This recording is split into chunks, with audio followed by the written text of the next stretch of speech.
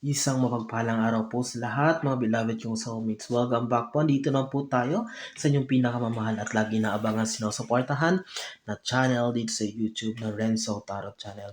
If this is your first time po sa ating channel, please don't forget to like, subscribe, at kapag naka-resonate po kayo sa ating reading ngayon, ay mag-comment po kayo.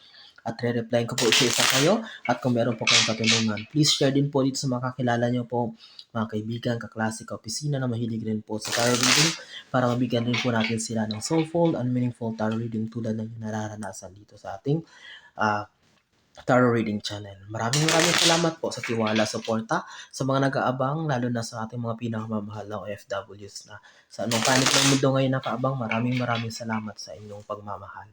Wag na natin pong patagalin pa. Ang ating pong reading ngayon ay reading para sa buwan ng February 2024 para sa mga nag-aabang na nasa sign ng Cancer. Cancer, this is it. Get ready at sisimulan natin ating reading. Spirit Universe, Spirit Guides. Unang card po para sa ating mga pinakamamahal na nasa sign ng Cancer para sa kanilang reading sa buwan ng February 2024. Spirit Universe, Spirit Guides. Po, meron ng isa. Okay? Tingnan natin, Cancer, kung anong inyong magiging pambungad na baraha. Oh, okay. Ang inyong unang baraha, Cancer, is the Knight of Wands. I can see here, I can feel the energy here. Tingnan mo, may tatlong pyramids sa baba na talagang you are ready. Wala nang takot, wala nang pangamba, Cancer. Talagang matagal kang nagsasuffer, parang matagal na panahon, mga buwan na hindi ka makatulog, kakaisip kung ano ba ang magiging resulta. Na nakikita ko dito para nag-a-apply ng trabaho, permanent position, gustong-gusto tayo ng negosyo pero hindi alam kung saan sisimulan, kung magiging productive ba or maganda yung maibubunga. But here, this Knight of Wands card is a manifestation, Cancer, na ituloy mo na. Pagpatuloy mo na, gawin mo ng lahat para matupad yan sapagkat hindi magtatagal. In the soonest time ay magiging abot kamay mo na ang lahat ng ito. Ayan na nakasakay ka, hawak-hawak ang wand, and you are ready to conquer everything with the guidance of the universe at ng Panginoon ay talagang magsasucceed ka. Panghawakan mo ito, Cancer, sapagkat itong unang barahan na binigay sa atin ay napakaganda. These pyramids are your dreams and aspirations in life. Ayan o, napakagandang background. At eto ka, handang-handa na wala nang pangamba, wala nang takot o mararamdaman. Ano man ang iyong harapin, talagang buong-buo mo itong harapin, buong tapang mo itong susuungin sapagkat, Cancer, isa ka sa mga matatapang na sign sa zodiac at that's a good thing sapagkat bibihira ang mga taong matatapang sa panahon ngayon. Okay? Susunod nating baraha, Spirit Universe, Spirit Guides, please share po natin ang ating video para ngayon sa ating pagbabalik ay muli na namang maging mabuhay o maging active po ang engagement po dito sa ating channel. Okay? Nahulog na po. Okay. Pangalawang baraha, Cancer, is the Ace of Swords. Tingnan mo, nakabaliktad. This is in reverse. It means na talagang medyo parang itong pinapangarap mo, itong bagay na ginagawa mo, kung ano man itong pinaglalaan mo ng oras at perseverance at time na gusto mong makamit, diba sabi ko sa ready ka na umanda. From once here, you're going to hold a sword, maghahawa ka ng espada, not in the sense na literal na makikipaglaban ka, but magiging ibibigay sa'yo. Okay, ibibigay sa in the sense na talagang porsigido ka ba dahil bumaliktad siya, ibig sabihin konting tiis pa, konting tiyaga na lang, maging patient lang, maging mapagpasensya lang, entayin lang, sumunod lang sa tamang proseso ng universe sapagkat hindi naman magiging biglaan ang lahat. Okay, but everything will flow in accordance to the will of the universe. Talagang plano ng Panginoon, plano ng that's para sa iyo yan. At wag lang mainipin, sundan lang ang proseso step by step. Hindi magiging biglaan ang lahat. Sundan mo lang kung anong mga nararapat na mga mong gagawin. Humingi ng guidance lagi sa Panginoon, magdadasal at laging humingi ng sign sa universe sa tulong ng iyong mga mahal sa buhay, mga tao yung pinagkakatiwalaan ay tiyak na tagumpay ang iyong makakamtan. Cancer. Okay? Cancer. Ang ganda ng iyong mga baraha. Spirit Universe, Spirit Guides, next messages, next card po para sa ating mga pinakamamahal na nasa sign ng Cancer. Spirit Universe, Spirit Guides. Para po sa mga hindi nakakaalam, sa nagtatanong ba't ako matagal po nawala, para po sa kalaman ng lahat, ako po ay nandito ngayon sa bansang Australia. Okay? Pangatlong baraha po. Ito. Okay. Ten of Wands. It seems na ang pinapakita ng baraha na to is that this card is a card of, alam mo yun, talagang lately, mga nakaraang linggo, nakaraang buwan, talagang kahit ngayon ito pa rin yung nararamdaman mo. Feeling mo ito yung nararamdaman mo na parang useless. Parang may anxiety, ayan, lumidigay ako talagang nararamdaman ko yung energy mo, Cancer, na parang nasa state ka ngayon, nasa sitwasyon ka ngayon na hindi mo alam yung patutungan sa buhay. Salo mo ang lahat ng problema, pressure sa pamilya, pressure sa mga kaibigan, bakit hanggang ngayon wala ka pang trabaho, bakit hanggang ngayon hindi pa naman nag-grow yung negosyo mo, nagbabala ka mag-abroad pero hindi matuloy-tuloy, lahat parang hindi umaayon sa'yo. But, hindi ibig sabihin, ito yung mangyayari. Ito yung pinapakita, ito yung mga nangyari nung nakaraan. Pinapakita lang nito, kumbaga ito lang yung flashback. This is natapos na. Tapos na ito. Ayan, pinakita lang na grabe yung pinagdaanan mo, Cancer. Grabe yung mga kalungkutan, grabe yung mga pag-iisip, yung mga gabi hindi ka makatulog. Dahil nga, sabi ko sa pressure, ito yan, ayan na nakayuko ka, hawak-hawak mo lahat ng wands, talagang nahihiya ka. It seems that talagang, pero ang kagandahan dito, kahit sinalo mo ang lahat, hindi ka naapektuhan, nagpatuloy ka pa rin. O sige, kahit anong ibato nyo sa akin, pressure lahat, sasaluhin ko lang yan, but hindi ako matitinag, hindi nyo ako mapapatumba. Dahil nga, di ba sabi ko, matapang kayong sign and isa yan sa virtue nyo na talagang dapat nyong alagaan at maging proud kayo ang pagiging matapang. Wow, Cancer. Interesting, napakagandang mga baraha. Sige, pagpatuloy natin. Spirit Universe, Spirit Guides. Next message.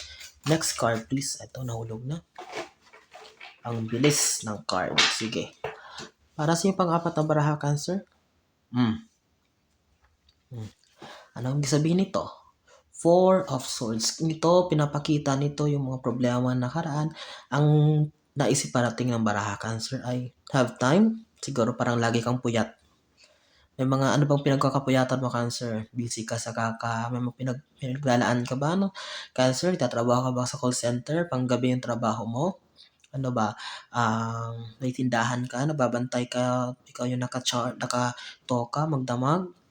It's all about that. Parang mga bagay na kinakailangan daw have time for rest. Huwag abusuhin ang katawan. Have time for relaxation sapagkat mahirap na kung abusuhin ang katawan. Okay?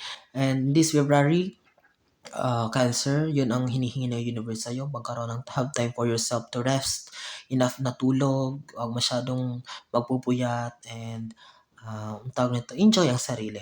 Cancer, habang ini-enjoy mo sarili mo, habang nag-aantay ka sa magiging result, magiging bunga ng anumang bagay na iyong sinimulan na inaantay mo na ibibigay sa iyo ng universe. Okay? Lahat kailangan balanse ng lahat, lalong-lalo na napaka-importante, napakahalaga ng rest or pahinga.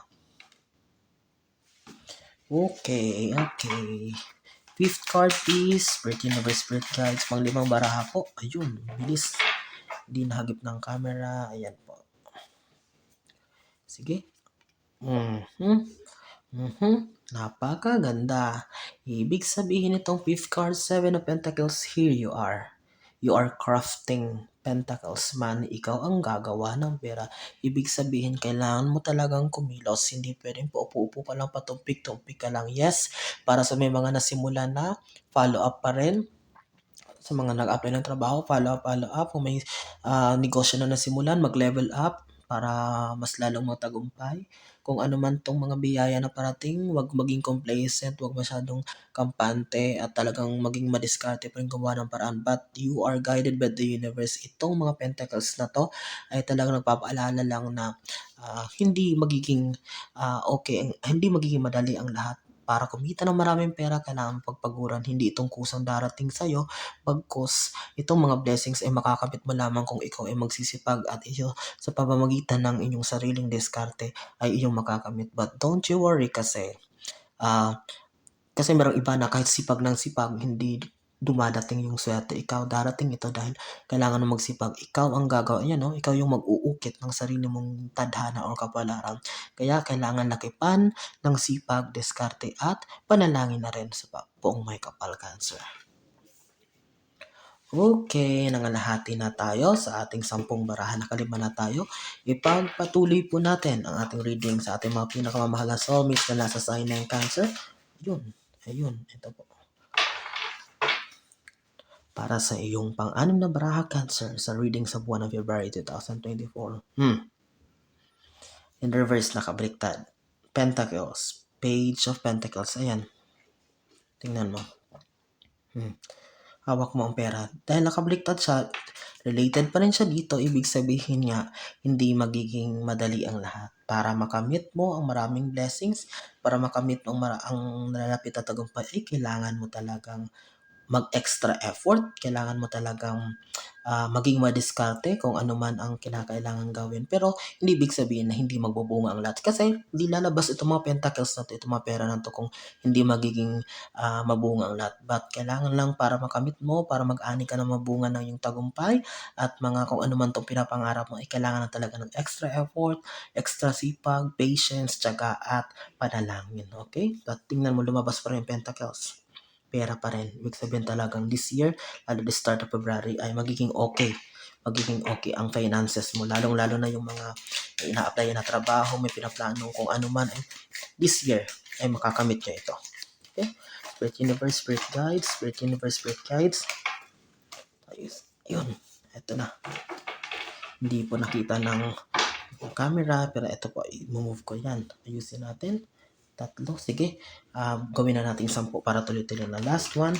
One more card po para sa ating mga pinakamabala na sa sign ng Cancer. Ito na.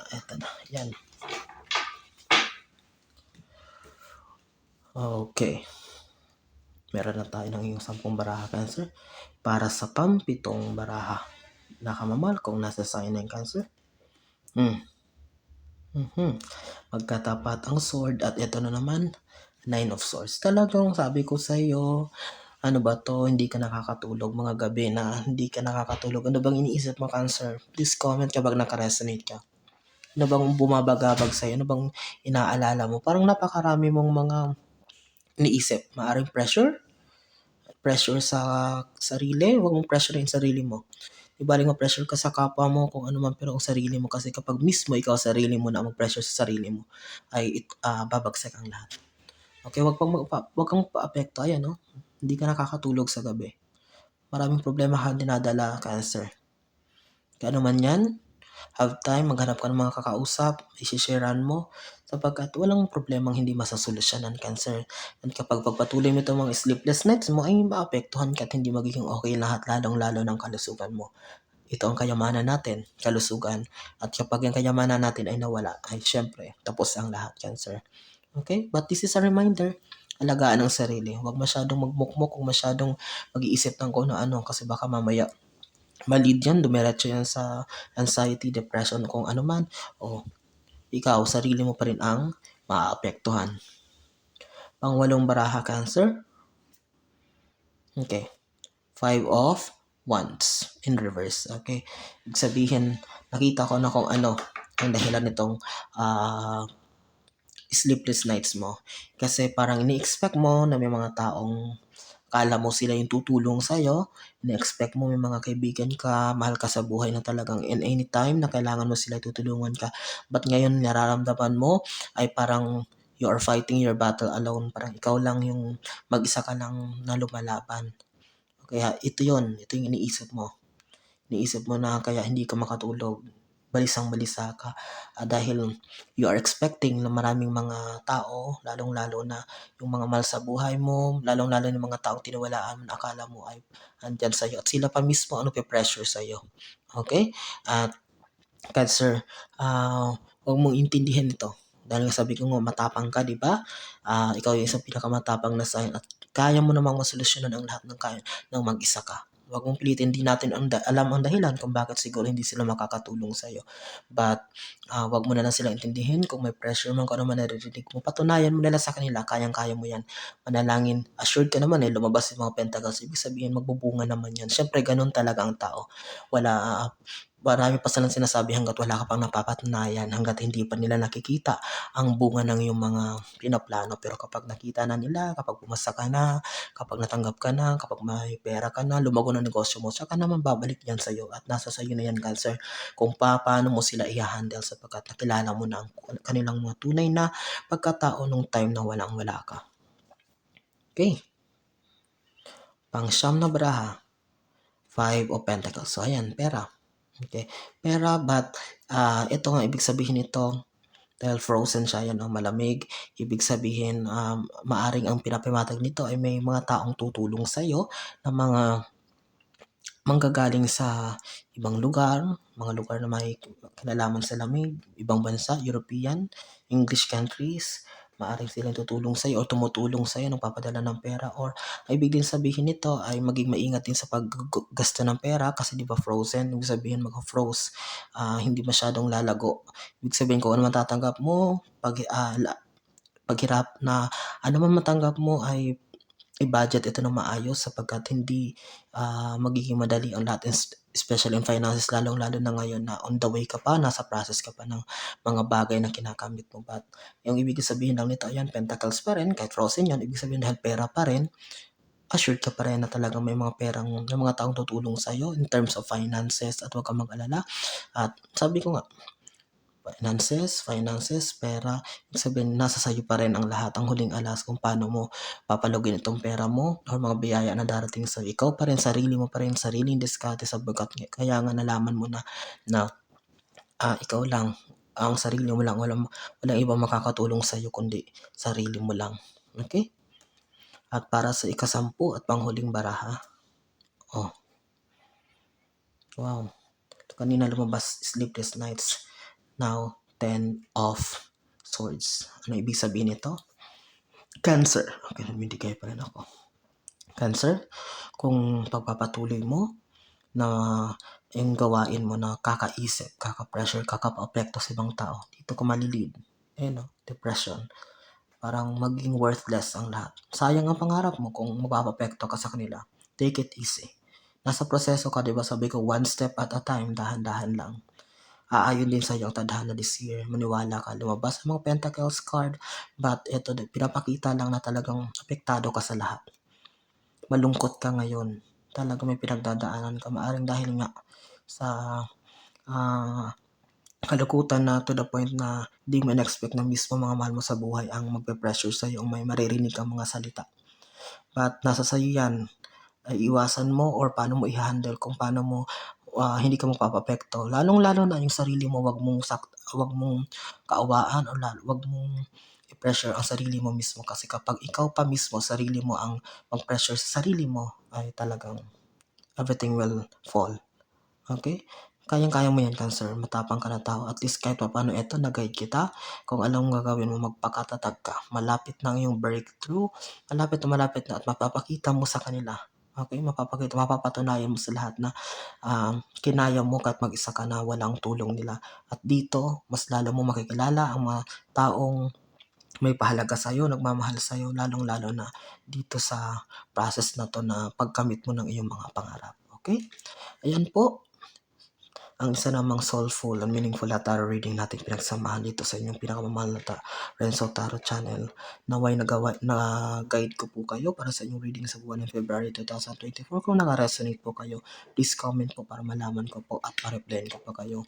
At pag-share na rin po natin video, like at comment po at share. At maraming salamat, lalong-lalo na sa ating mga pinakamamahal na OFWs na lagi nakaabang sa anumang panig kayo ng mundo. Maraming salamat kayo.